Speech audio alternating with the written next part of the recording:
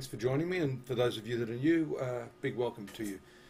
You know, it's a pretty significant period in time for you, Aries. You've got the recent transit of your ruling planet Mars that was sort of hemmed in between Pluto and Saturn, and this is in your career sector. So there's a lot happening there. You know, Saturn is one of your karmic planets. It rules your 10th house. So it's not only a planet relating to your career, it has to do with the development of your self, you know, the potentiality of your character and your personality. So I think that's been challenged for you. Mars is now moving away from the placement of Pluto. It's still got some of the influence there. So generally this has to do with more political and sort of subversive activities. At times it can be violent. It can be really quite nasty. So I'm just curious whether any of you there in internet land born under Aries have had any of that sort of stuff going on in your workplace. This can be rather transformative. It can show intense willpower and a desire to relentlessly go after your goals. I've seen that is the case. And the other big thing we've had here, which also relates to some of your working life, is the recent direct movement of Mercury, which is in your sun sign now. And later in the month, that's going to make contact with Uranus. So there's a few factors here that, so straight off, it seems to be pointing to the fact of the work being very much highlighted. You see, we also had that position of the moon here in the 8th house of shared resources. Around the 4th and 5th, the 4th, you see the conjunction of moon with Saturn here again in your career sector. So again, straight away in the first week of the month, you're going to have a repetition of those sort of energies. The one thing I wanted to talk to you about was, just as Mercury makes contact here later in the month, we're going to see the new moon taking place. This is very important. So it's around this date, around the 8th, that Mercury moves into the orb of Uranus.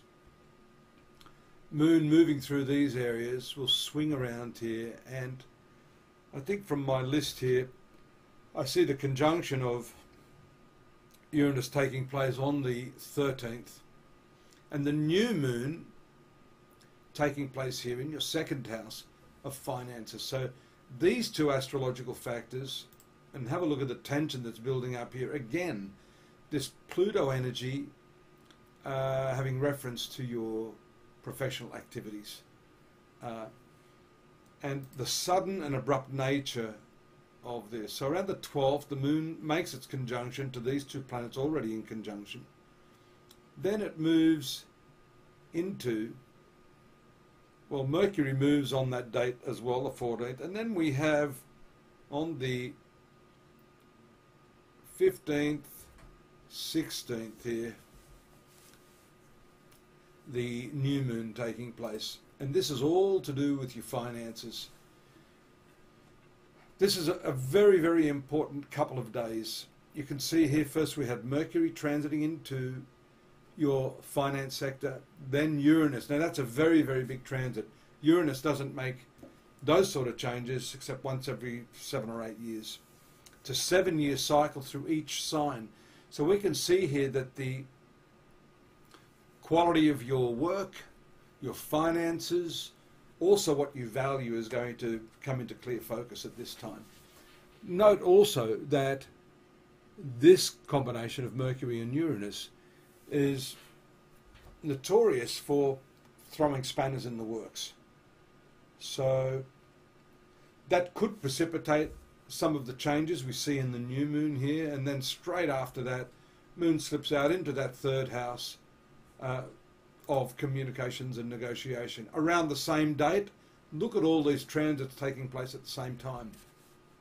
11th house, which is sociability, friendships, elder siblings, and also the ruling planet for you moving straight off the bat into the conjunction, or close enough anyhow. That's going to get stronger over the coming few days.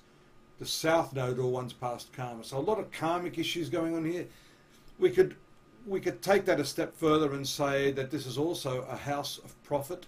The 11th house has to do with business profits. So for those of you that are working in business arena, this is also going to accentuate and further consolidate what I've mentioned about this financial thing. This month is a big finance month for you. Now, I'm just going to go back there a moment. Here we have that conjunction around the 17th, 18th. Nice sextile aspect between Uranus and Mercury, although you've still got these challenges here to the nodes, forming what we call a T-square. Again, it's all pointing to this finance area of your life being a very big one, communications and negotiations associated with finance and money. And along with Mars in the 11th, which is very, very good, but it can produce some differences of opinion with the people that you hang out with mostly. Moon moves into the 5th house, Venus into the 4th. This is more pleasurable for you. And then we see the very powerful shift of the Sun into the 3rd house. These are all great placements. Mars in the 11th of friendships, Sun in the 3rd house of travels and communication, Venus in the 4th house of domesticity and family affairs. The Moon moves here to the 7th house of relationships on the 25th. And I'm trying to... We're going to get this full moon. I'm just wondering whether we're going to see it. We will see it here. The full moon is going to take place up here in the sign of Sagittarius around the 29th, just at the very tail end of the month. So actually we had a full moon to start the month off, and there it is there, right about the 29th. This is different because we see the moon moving into your 9th house of higher educational pursuits. So you can see a bit of a shift there taking place in the very last few days of the month for you. The Venus in the lower part of the chart is a nice relief from all of this heavy stuff I was mentioning to do with your work. Also the health, which is the retrograde then forward movement of Mercury in late April, but giving much clearer results here after it moves away from this sort of zany Uranus. So all in all, a pretty intense month, but more focused on your financial affairs. I haven't talked much about your relationships. That does bring with it some better love life and romantic affairs effects. That's the Venus here in the 4th house. So when that transits across here, just after the middle of the month, you can expect that to do well too. Thanks for joining me. Don't forget to take a visit to astrology.com.au.